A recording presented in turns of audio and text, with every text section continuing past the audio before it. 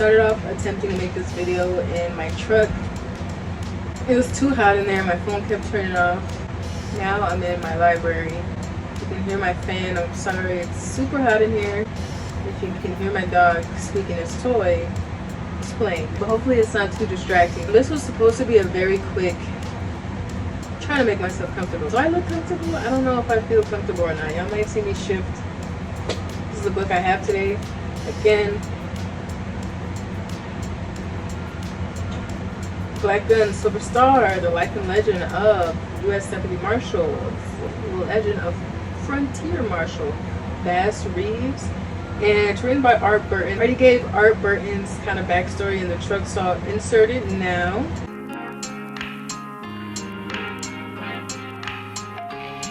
That hot out here that my phone just shut off for being too hot. I guess I had it in the sun. So today we have Black Gun Silver Star, the life and legend of Frontier Marshal Bass Reeves. Bass,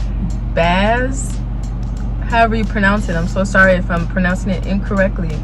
This man right here with the big mustache. Bass Reeves was one of the first black deputy US Marshals. He emerges around the time a little bit after, I want to say, the Civil War. Probably somewhere. He was alive before the Civil War, but his career emerges after the Civil War. His career is somewhere right around slavery, when slavery ends and black people are allowed to join law enforcement.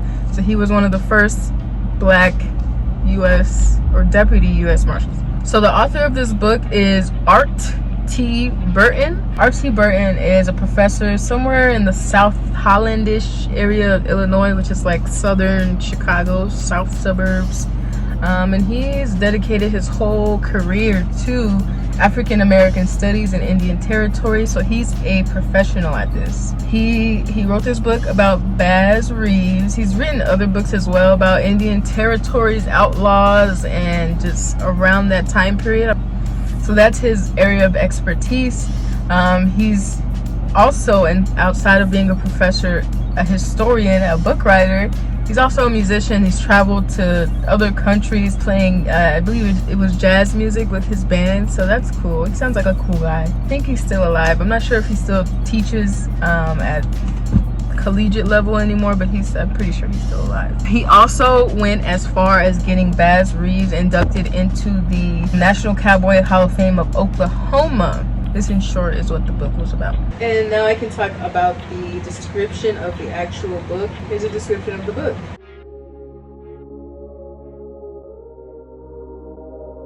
So in the story of Oklahoma, Deputy U.S. Marshal Bass Reeves appears as the most feared U.S. Marshal in the Indian country. That Reeves was also an African American who had spent his early life enslaved in Arkansas and Texas, made his accomplishments all the more remarkable.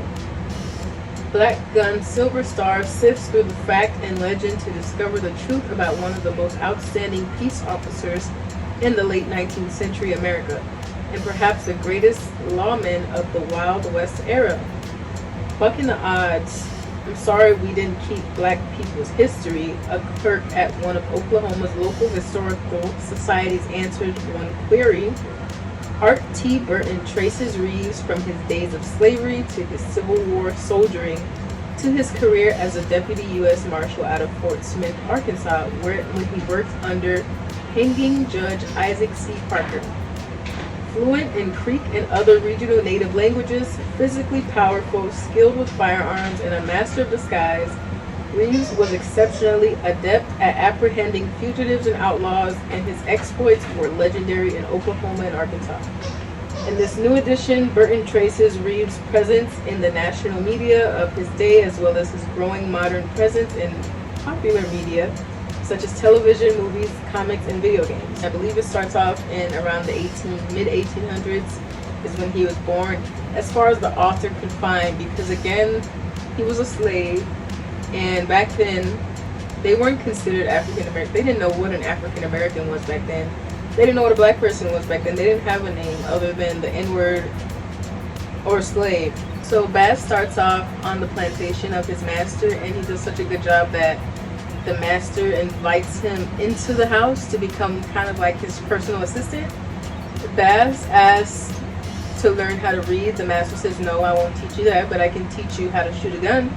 And from there, Baz takes off with efficiency, accuracy, quickness. He's just top gunman of his whole county and area. As far as I can remember, Baz fought alongside his master in the Civil War on the side of the Confederates, because he was born in Arkansas before statehood. He fought with his master dies. He ends up in under ownership of his master's son. Baz and the master's son get into some type of argument, it's stated, over a card game. Baz shoots him and leaves. Somehow, some way, Baz ends up as a posseman, which is kind of like an assistant for the police officers. Like, he kind of helped lawmen, peace officers catch who they're looking for. And he moves his way up to a peace officer himself with his own posse. Baz goes through he goes to any length possible to catch anybody he needs to, and he can't even read, once again, mind you. And that shows also kind of the I'm all over the place, but that shows the importance of reading when your own master won't even teach you how to read. It's important. It's very important. It's that important they didn't want to teach you how to do it. But they'll teach you how to shoot a gun. Baz becomes a lawman. He uses disguises, he uses rules, he uses all types of wits to try to outsmart the perpetrators or who he's looking for, these people with warrants. He only goes out when he has a written warrant, or he catches someone if he actually sees them physically in the act of doing something illegal. So that's how he made his money. He was the second highest earning deputy US Marshal under a white man. Of course, they wouldn't let him make more. Most of his life, he did have this career. He ended up marrying his first wife, having a bunch of kids with her. But it doesn't say this specifically in the book, but how I took it is that he was so involved in his work, he was pretty much never home. It took weeks to go on these kind of convoys to catch criminals. It could take months. So he was always working the job as long as he could bring back something for his family. His wife ends up dying. He stays on that force for up to 40 years, I want to say. He stays on the force for a long time. Chopping up the story here, he stays on the force for a long time. One of his own sons murders his wife. So the son murders his wife because he found her cheating. Baz has to lock up his own son and send him to prison. Baz himself had a cook, and so on the road during this convoys of catching criminals, the lawmen had possemen and a cook so that you could feed yourself and the prisoners that you caught along the way so that they didn't starve on the way back to the courthouse or jailhouse. He had a cook, and one night it was said that him and the cook were arguing about a dog being present at dinner, and there's a lot of mixed stories as to what happened because he had prisoners with him, so they had a grudge against him, made up stories about what happened that night. So it was kind of hard in the court of law to really prosecute Baz based on these witness testimonies that had vendettas against him. So what happened that night is him and his cook were arguing over a dog being present at dinner. It was said that Baz told the cook to get that dog out of here or I'll shoot him or something along those lines. And supposedly Baz takes out his gun to clean it. It goes off because a bullet is stuck in the chamber. It goes off, shoots his cook in the neck.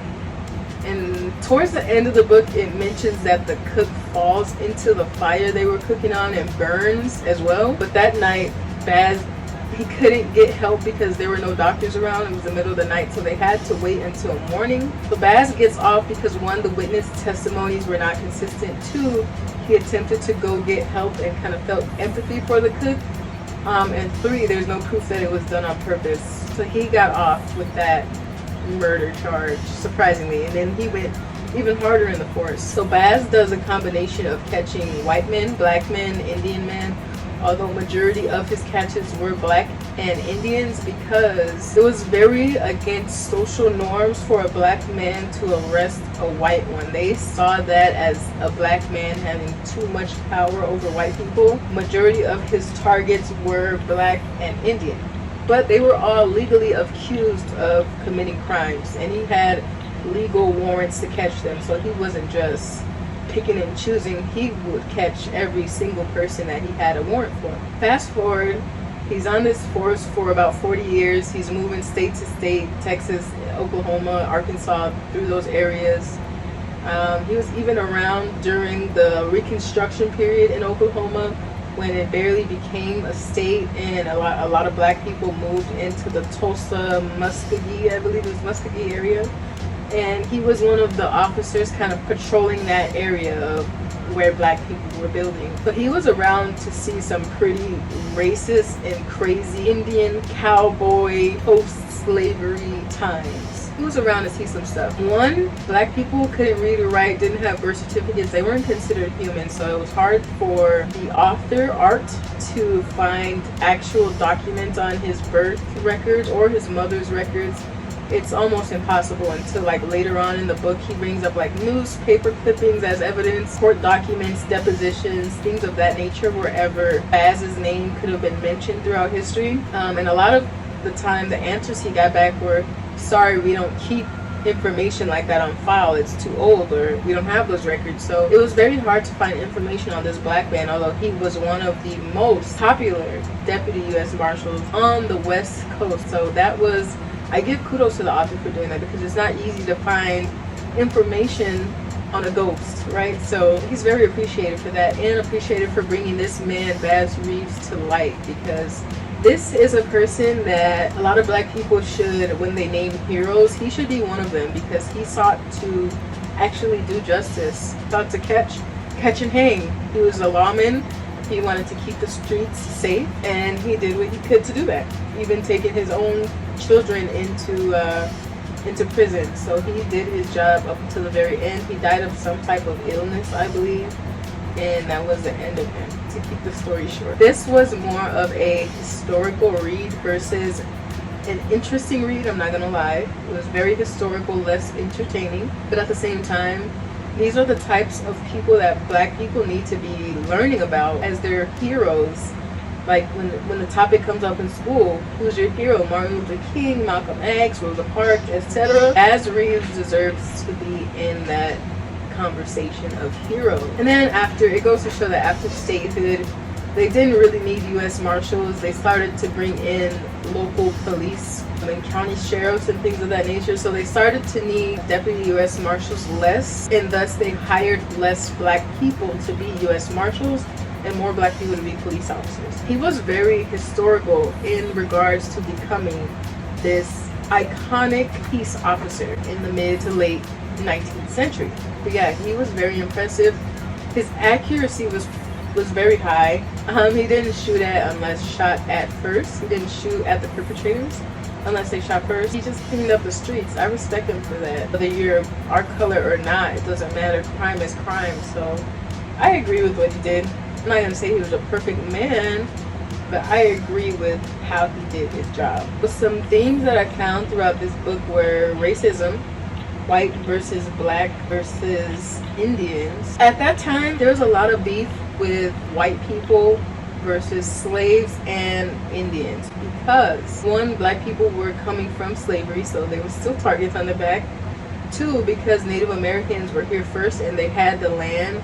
So all of this occurred, Baz Reeves' career, around the time as well of the Dawes Treaty that allowed Native Americans to take a piece of land for their family or their tribe, what have you, and then the rest, after everyone got a piece, was sold off to settlers, aka white people, or to the government, however you want to flip it. So this was around that time. He was alive for a lot of historical moments, but he is rarely mentioned. That's the crazy part. So a lot of racism was going on. Once again, they were using police manpower to aim it at black and Indian people. They wanted that land. They wanted the resources that the Indians had. That's where the racism comes in. And also when it came to the Reconstruction era, the Tulsa massacre, the fires that burned down all the black businesses because white people didn't want black people to be economically progressive All of that is racism. Racism was definitely a theme. Another theme was outlaws, or crime, I guess. It's hard to say. I don't know a lot about crime. I'm not gonna lie, I haven't looked up crime statistics, but the way they try to flip crime on us today compared to the past, they had a lot of crime going on. They had bootlegging, which is the selling of liquor or introducing alcohol into Indian territories where it was prohibited. So they had a lot of bootlegging, they had a lot of raping, they had a lot of theft, stealing cows, stealing horses, stealing land. Like when someone wasn't home, some random person would just come by and offer a third party to buy this land that they didn't own. Pretty much like squatting, except the seller didn't live there. They just so happened to stumble across a piece of land and sell it. There was theft, there was murder, obviously, shooting. Think of like saloons, Wild West type shootouts, double pistols, 6-shooters. Yeah, this was that. So a lot of shootings, murders, and yeah, it was just the Wild West, man. And once again, I don't look at crime statistics and compare now versus then. I'm pretty sure they thought the crime back then was crazy per capita of people. But I'm not sure how much of the numbers they actually kept on file for these crimes, what actually went on back then, because it seems like this man himself made over 3,000 arrests, himself, one person. So there was definitely crime going on back then. The part that stood out to me the most was the bootlegging, the alcohol sales. Like, crime will never be eradicated because they need police to do something. That's what police are for. If they didn't have a job to do, then that would be a no-no. We've always been in a police state. Ever since then, we've been in a police state. It's like, even if people stop selling liquor, right, or alcohol, bootlegging, like, it's legal now, so you can't just bootleg anywhere. Now, drugs are illegal, right? So there's always going to be, and then they make drugs legal, and then there's going to be something else that becomes illegal. So there's always going to be something for police officers to do. They're never going to be bored. They're never going to make everything legal. A lot of this peace officer business was just to give white people something to do, catching black and brown people, cops and robbers, Indians and cowboys. This review is not going to be super long. I hope it's not going to be super long. That is as short of a description of Baz Reeves' life as I can give. If you're into law enforcement or black history, this is a book that you want to read. I'm personally not into law enforcement stories, but this is one of the few that make you proud to be black, even if you have to go against your own kind, because crime is crime at the end of the day. Crime doesn't have a face or color. Another theme I found throughout this book was witchcraft. 2 occasions where witchcraft was mentioned. If I could walk away with anything learned from this book, it would be that all a man has at the end of the day when he dies is his word. Because Baz, although he produced the second top earnings as a deputy US Marshal, he still died almost with nothing. He used most of his money on his own trial with the shooting of his cook. He was using his money, so it's not a bad thing, but at the same time, when you're on their deathbed and people are expecting to inherit something from you, they may or may not. But what they will always have is what you said and what you did. And Baz stuck to what he said, and he did what he said. So that may be the moral that I took from this, is that as a man, as a human, as a spirit living inside of this physical body, all you have when you leave are your actions and your words. He had a lot of integrity, and he was very righteous in his cause. He did it because he liked to shoot, and he liked to catch bad guys. Even if that bad guy happened to be his own blood son, he did what he had to do.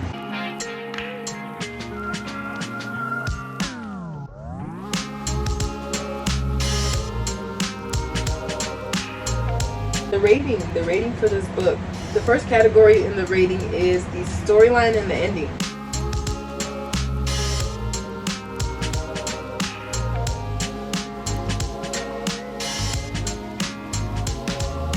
The ending was probably the end of his life. Between birth and his death, right? The storyline was actually pretty good. The author describes him as the actual Lone Ranger, the closest peace officer that we would get to the fictional Lone Ranger. And I agree. After reading all the depositions, after reading how he caught the criminals, the tactics he used to catch the criminals, it's very interesting. I don't read law enforcement books, so I wonder if people still go through these lengths to catch someone to the extent that Baz did his. Give the storyline a thumbs up because he got respect as a deputy US Marshal.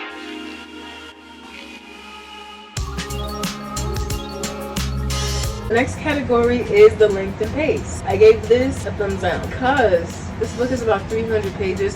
320 if you count the after note, if you count like that last little chapter that's kind of optional. They felt a little repetitive because each chapter you're just going through maybe 10 plus warrants, stories of the catching, stories of the court depositions, stories of the sentencing. And it's literally that repetitive sequence throughout the whole book. 30 to 40% of the time you're getting actual storyline. The other 60 to 70% is like purely newspaper articles or court depositions of people going in and making sworn statements in front of a judge. And then you hearing about the outcome of the case, if the author could find the outcome of the case, because he couldn't always find it. The book mainly is a little bit about his life, a little bit of the newspaper articles that this author could find, and a lot of court depositions. Like I said, I'm not too into law enforcement stories, so a couple of these court depositions would have did it for me, and I would have got the message. I want to say he mentions at least between 50 to 150 cases that Bass Reeves handled that he could find on paper. So there are a lot of cases mentioned in this book, majority of them having to do with bootlegging, killing, stealing. It was very lengthy, almost kind of like I get it. He did his job. It was kind of repetitive.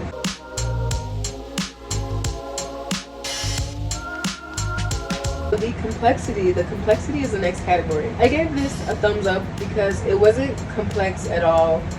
It's very simple. Like I said, you're mainly reading newspaper articles, which is meant for the everyday person. You're mainly reading court depositions. The only thing that I can say is the sworn statements, the writings, the speeches, the dialogues, they all come from a point in time where they were not educated. They didn't have an education system like we did, so the diction and the sentence structure is not how we speak today. The writings, the warrants, they were missing commas, misspelled, or punctuation they were missing. It caught me up sometimes where I had to reread a sentence because how they talked and how they spelled how they talked back then is not the same spelling, grammar, or sentence structure that we use today. Besides that, it's pretty clear, simple, straight to the point. I did not pop a dictionary out, so they got a thumbs up.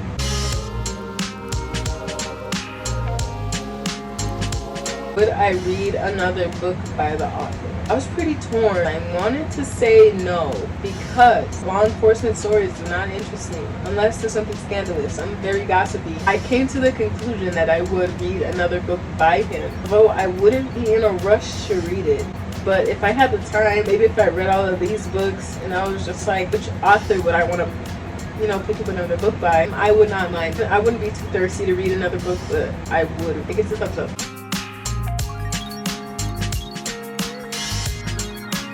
The last category is, would you recommend this book? I said yes. I would recommend this book because it is recommendable. There's books that you can mention to anybody, and then there's books that you can mention for specific topics. And this book is one that you can mention for specific topics or purposes. So yes, it is recommendable, although it's not entertaining. So don't pick this up thinking it's going to be like a page turner. It's going to be historical, and you might want to be ready to take the time out to actually absorb the information.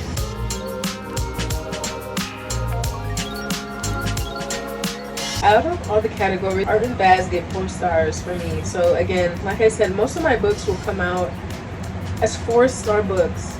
And sometimes I don't even want the books to be that high in the rating list, but they come out anyway based on my calculations. They come out 4-star books. This was very close to being a 3 though. So if I were to be honest and not use my little rubric scale, this would probably get 3 stars. But on paper it got 4. I'll be honest. I would give it 3 if it were up to me, but on paper it got 4. It's not even just the fact that the book is about Baz that makes me give it 4 stars. It's about the author because they did the research, they took the time, and it's very well written. The passage I decided to read out from this book was the one about the witchcraft. It was a witch doctor in specific. And this story was told by Bass Reeves himself about the arrest of a witch doctor. Reeves told the following story about the capture of an Indian medicine man to D.C. Gideon, a writer chronicling the development of Indian Territory. Baz Reeves, the invincible Deputy United States Marshal, related to the writer an instance of the supernatural power at one time exerted over himself by Yaqui, who made his abode on North Fork. I was up there, said Baz, to arrest a lot of men for horse theft and had 2 wagon loads of prisoners encamped in the woods in care of my posse. Among them were 2 Indians who had each made Yaqui a present of a pony for medicine, and the old man had furnished them, guaranteed to render them invisible should the officers attempt to serve a warrant upon them for horse theft. As I also had a warrant for Yaqui, I went back and got him too.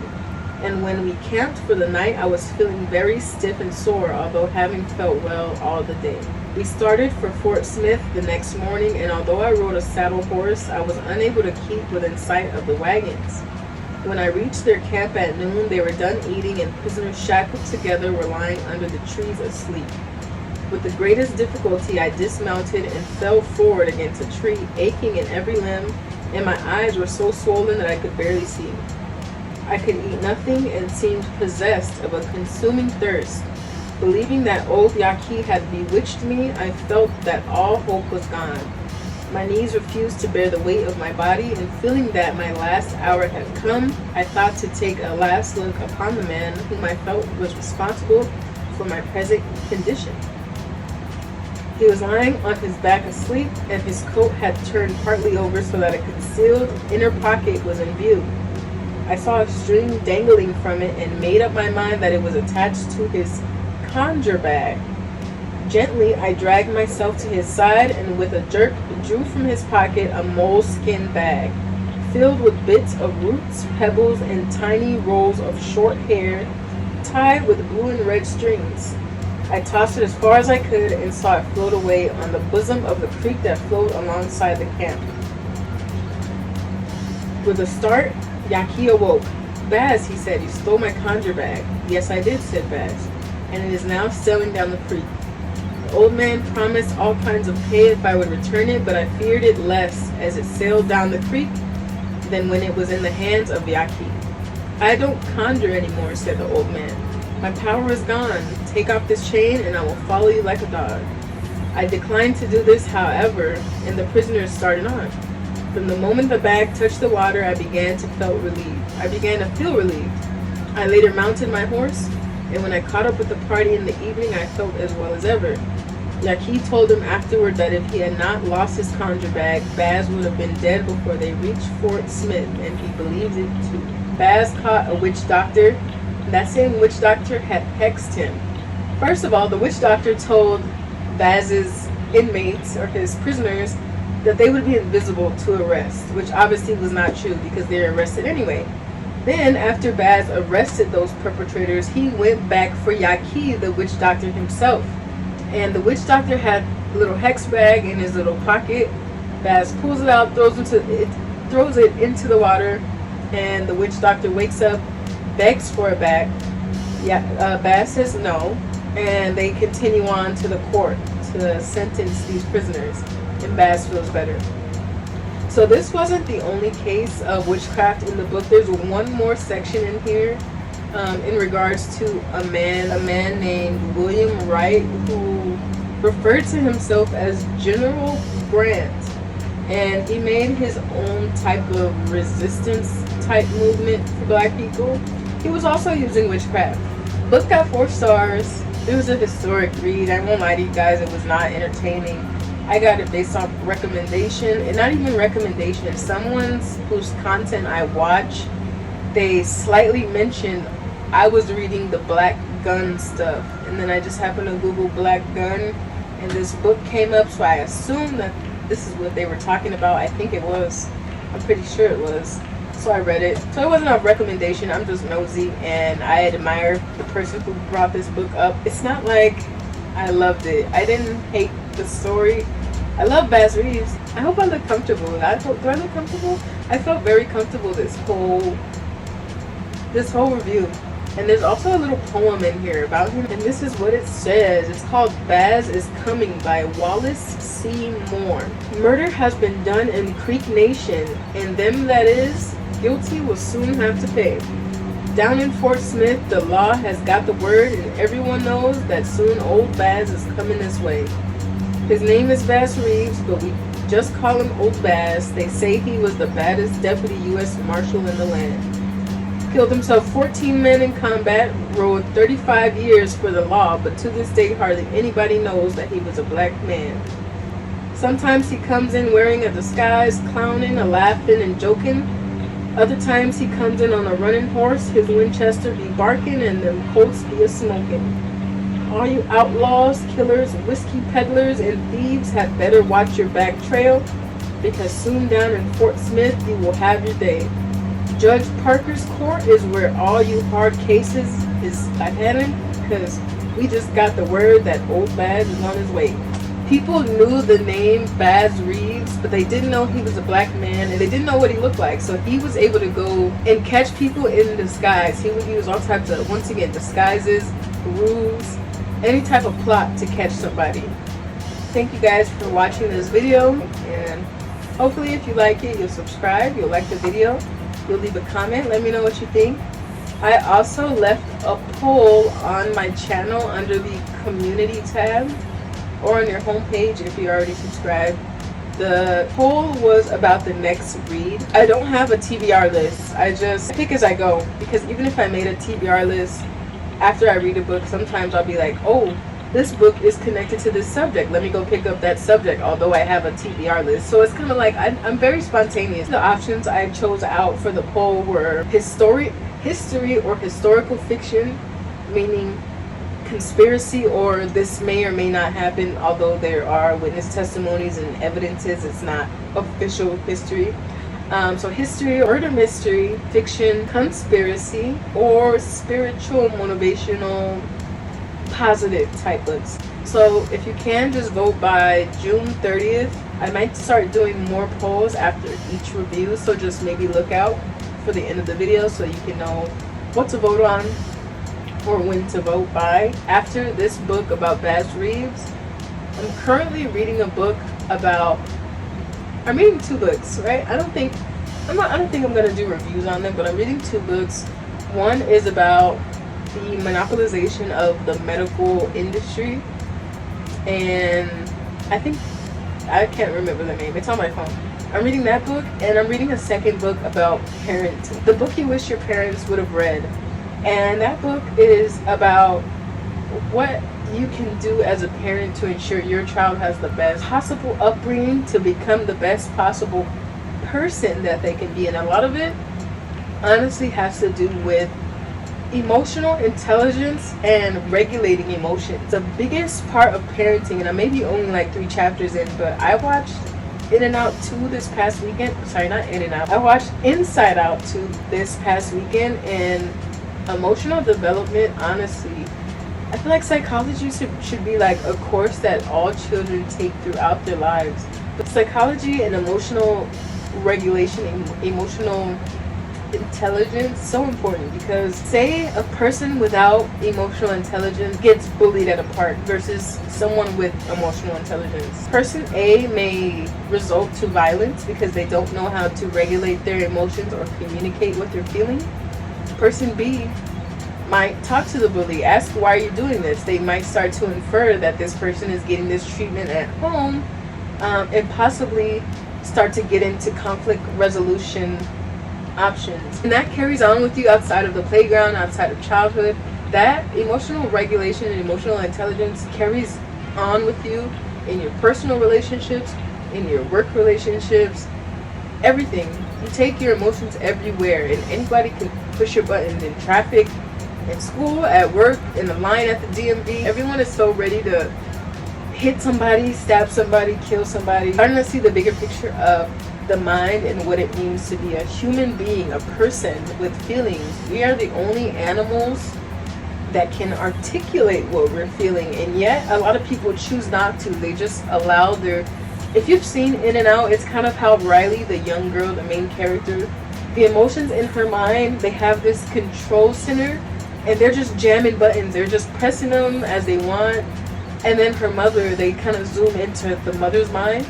And inside of her brain, she has all of her emotions. They're at a round table. They're sipping coffee. They're discussing, oh, is it your turn? Are you going to go next? Am I going to go next? Should I do this? So that's emotional intelligence. It shows the comparison between somebody with emotional intelligence and regulation and actual thinking processes versus someone who just lets their emotions be. Children let their emotions be because they don't know how to regulate them. So a lot of life, the main part of life, is learning how to regulate your emotions, because your emotions regulate your decision making or your logic. So if you're not regulating your emotions, you're probably not making good decisions either. But I'm getting very off topic. So yeah, vote by 6:30 on the next type of book you want to read. I think it's a tie right now. If it ends up being a tie, I will be the tiebreaker. Hope you guys have a great summer. It's end of June already.